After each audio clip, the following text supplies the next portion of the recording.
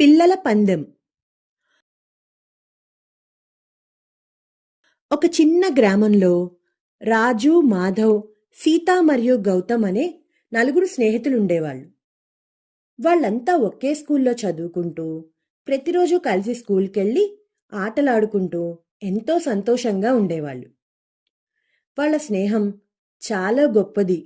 అంతేకాకుండా చాలా బలమైనది కూడా. వారిలో ఎవరికి ఏ అవసరమైనా మిగతా ముగ్గురు సహాయం చేయడానికి ఎప్పుడూ ముందుండేవాళ్ళు. కానీ ఒకరోజు ఈ స్నేహితుల మధ్య ఒక చిన్న చర్చ ప్రారంభమైంది. అది వారికి జీవితంలో మంచి పాఠాన్నే నేర్పింది. ఒకరోజు సాయంత్రం స్కూల్ అయిపోయిన తర్వాత నలుగురు కలిసి ఇంటికి తిరిగి వస్తున్నారు. ఆ సమయంలో రాజు తన మనసులో ఉన్న ఆలోచనను తన స్నేహితులతో పంచుకోవాలని అనుకున్నాడు. అప్పుడు రాజు వాళ్ళ స్నేహితులతో, మనమంతా ఒక పందెం కుదుర్చుకుందాం. ఈ వారం రోజుల్లో ఎవరు ఎక్కువ మంచి పనులు చేయగలరో చూద్దాం. ఈ పందెంలో ఎవరు గెలిస్తే వాళ్ళసలు నిజమైన విజేత అనిపించుకుందాం అని చెప్తే, మిగతా ముగ్గురు స్నేహితులు కూడా ఈ ప్రతిపాదనను విని ఆసక్తిగా అంగీకరించారు. వాళ్ళందరూ ఒక్కొక్కరు తామే గెలవాలని పట్టుదలతో ఉన్నారు. కానీ ఇది కేవలం ఒక సరదాగా మాత్రమే కాదు, తమ సామాజిక బాధ్యతను నిరూపించుకోవడానికి ఒక మంచి అవకాశం అని వాళ్ళు భావించారు. మొదటి రోజు మాధవ్ తన ఇంటి పక్కన ఉన్న పెద్ద చెత్త గుంతను గమనించాడు.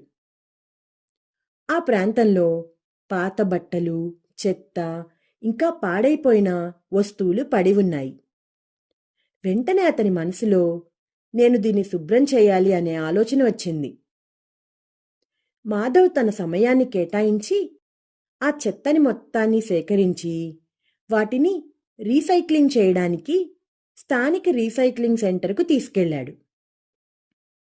ఆ పని చేసిన తర్వాత ఆ ప్రాంతం చాలా శుభ్రంగా మారింది.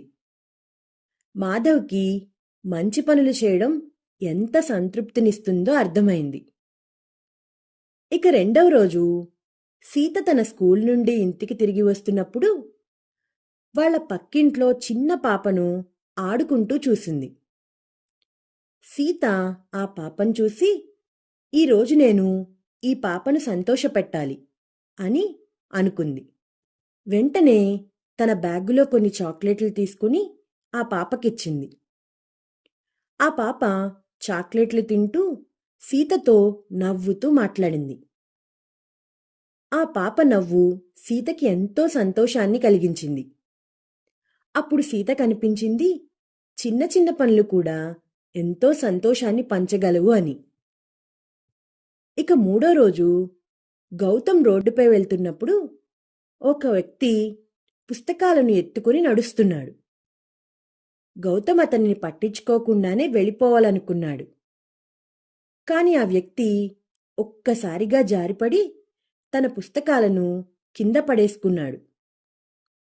వెంటనే గౌతమ్ అలా వదిలేయకుండా ఇతనికి సాయం చేయాలి అని అనుకుని ఆ వ్యక్తిని పైకి లేపి అతని పుస్తకాలను తిరిగి అందించి పక్కనే ఉన్న ఒక షాప్కి వెళ్ళి అక్కడ నీళ్లు తీసుకుని అతనికిచ్చి తాగమన్నాడు. ఆ వ్యక్తి గౌతమ్ సహాయాన్ని చూసి తనకు ధన్యవాదాలు తెలిపాడు. అప్పుడు గౌతమ్కి అనిపించింది, ఇతరులకు సహాయం చేయడంలో ఎంత సంతృప్తి ఉందో అని. ఇక నాలుగవ రోజు రాజు ఇంటికి వెళ్తున్న సమయంలో రోడ్డు పక్కన కూర్చుని ఉన్న ఒక ఆకలితో ఉన్న వ్యక్తిని గమనించాడు. అతను భిక్షమెత్తుకుంటూ తన పొట్టను తన చేతులతో కప్పుకున్నాడు. రాజు అతన్ని చూసి తన వద్ద ఉన్న 100 రూపాయల నోటు తీసుకుని పక్కనే ఉన్న హోటల్కెళ్ళి ఆ వ్యక్తికి భోజనం కొనిచ్చాడు. ఆ వ్యక్తి తృప్తిగా భోజనం చేసి రాజుకు ఆశీర్వాదాలిచ్చాడు. రాజుకి ఎంతో సంతృప్తి కలిగింది. ఎందుకంటే ఆ వ్యక్తి ఆకలిని తీర్చడంతో అతనికి నిజమైన సంతోషం కలిగింది. ఇలా ఆ నలుగురు వారికి తోచిన మంచి పనులు చేస్తూ ఆ వారం మొత్తం గడిపారు. అలా వారం పూర్తయ్యాక వారందరూ ఒకచోట చేరి ఎవరు ఎక్కువ మంచి పనులు చేశారో, ఎవరు పందెంలో గెలిచారో తెలుసుకోవడానికి ఉత్సాహంగా మాట్లాడుకోవడం ప్రారంభించారు. అప్పుడు మాధవ్, నేను నా ఊరిని శుభ్రం చేసేందుకు కష్టపడ్డాను. అది చాలా గొప్ప పని కదా అన్నాడు. సీత, నేనో చిన్న పాపను సంతోషపెట్టాను. అది ఎంతటి మధురమైన పనో తెలుసా? ఇక గౌతమ్, నేను ఒక వ్యక్తికి సహాయం చేశాను. దానితో అతని కష్టం తీరింది. ఇది నిజంగా గొప్ప పని కదా అన్నాడు. అందరూ తమ తమ పనుల గురించి గర్వంగా మాట్లాడుకున్నారు. కాని చివరిగా రాజన్నాడు, మనమంతా మంచి పనులు చేశాం. కాని ఈ పందెంలో గెలవడం ముఖ్యం కాదు. మనం చేసిన పనులు ఇతరులకి ఎంత ఉపయోగపడితే మనకంత పెద్ద విజయమే లభించింది. ఈ పందెం మనందరి మానవత్వానికి సంబంధించినది. మనం కలిసికట్టుగా ఉంటే మనం చేసే మంచి పనులు మరింత గొప్పవవుతాయి. అప్పుడు రాజు మాటలు విన్న స్నేహితులందరూ తలలూపారు. ఆ రోజు వారందరికీ ఒక ముఖ్యమైన సత్యం అర్థమైంది. పందెం ఎవరు గెలిచారనేది ముఖ్యం కాదు. కాని కలిసికట్టుగా ఉండి మంచి పనులు చేయడం, దాని ద్వారా వచ్చే సంతోషం అందరికీ పంచుకోవటం చాలా ముఖ్యమని. ఈ కథలో నీతేంటంటే, మంచి పనులు చేయడంలో ఎవరు ముందో అనేది ముఖ్యం కాదు.